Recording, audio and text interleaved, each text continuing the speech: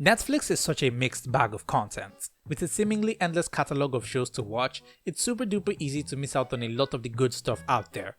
Also doesn't help that thanks to all the new stuff that come out every month, there really isn't a lot of marketing done for most of them. A lot of the shows rely on a lot of word to mouth and recommendations from people to people. So if something's good, a few people will talk about it, and if something is really good, you'll see it pop up on your YouTube feed thanks to all the reviewers reviewing it, which in turn leads to a lot of really good shows flying under the radar. They just get a trailer released close to the release date and that's pretty much it. That was the case with this really unique show that had released back in December of 2021. Saturday Morning All-Star Hits. S.M.A.S.H for short. The first thing that sticks out to this show is its 90s aesthetic, perfectly nailing that grainy CRT look, even being shot in 4:3 aspect ratio. Saturday Morning All-Star Hits is meant to be an homage/parody to the 80s and 90s era of Saturday morning cartoons in America, though with a more comically and satirical take to it. It feels very nostalgic. Now, I wasn't born around that era and I don't live in America, so my experience with Saturday morning cartoons is quite different from what's over there. All I know about Saturday morning cartoons and that era, I know through secondhand experience. But believe me when I say that this somehow got me to understand that era of children's television a bit more, even though it was a parody. So what's S.M.A.S.H really all about? S.M.A.S.H is, well, a Saturday morning kids entertainment block hosted by the totally tubular and radical twins, Skip and Trebor. They carry that very 90s stereotypical surfer bro energy, spouting all sorts of silly catchphrases that mean nothing. They're the hosts who show between the block's cartoons, getting into wacky shenanigans as they anchor in the next cartoons. The cartoons themselves are really well thought out and parody the different tropes that show up in that era.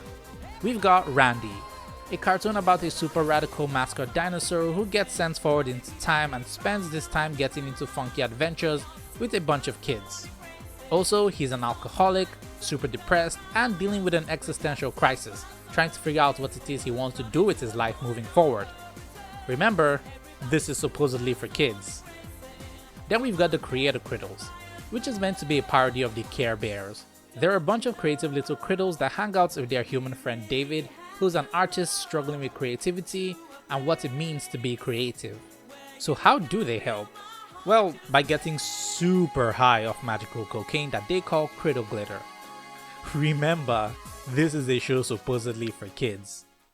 Next we have the Strongnimals, a parody on shows like Thundercats with the added layer of them being cartoons just to sell toys.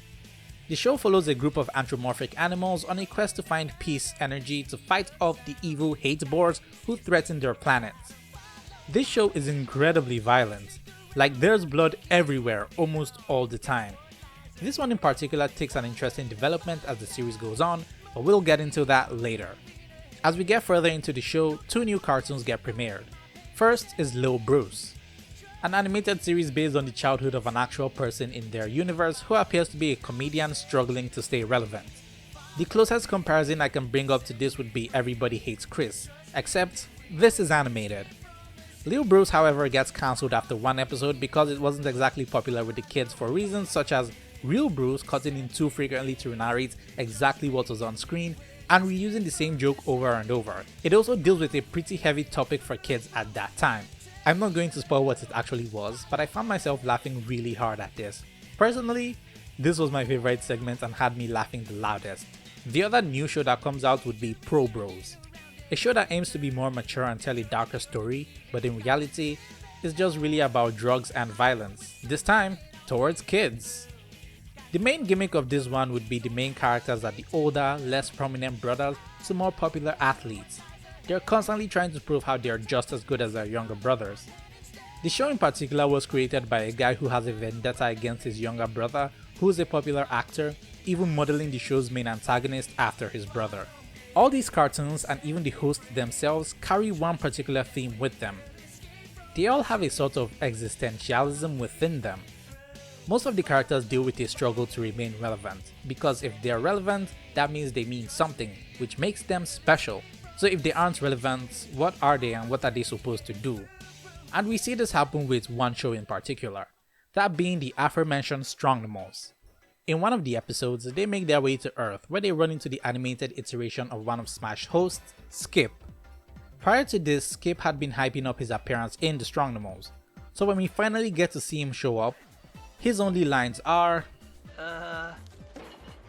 subs?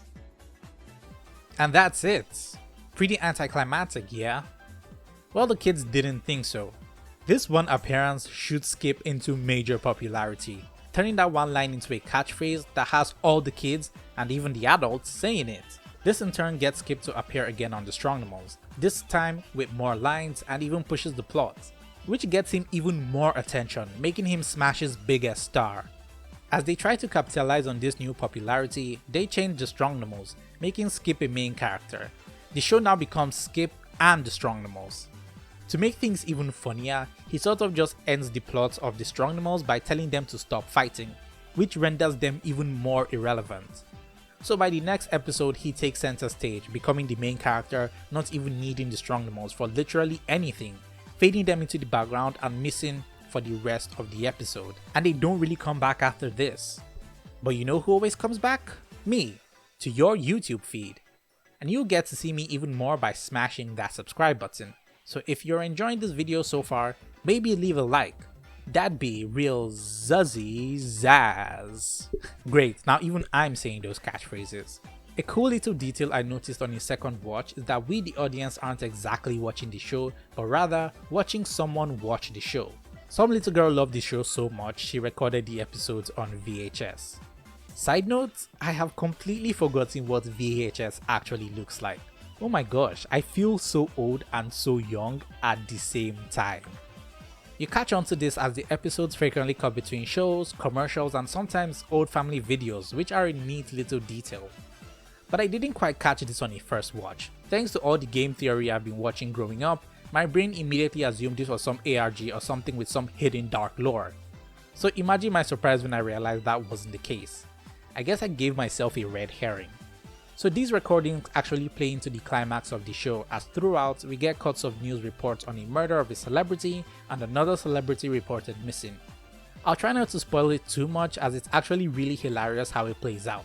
Oh, there's also a whole bit where the characters cross over for a PSA to get kids to stop saying shut up, which is another parody of those anti-drug PSAs in that era involving cartoon characters.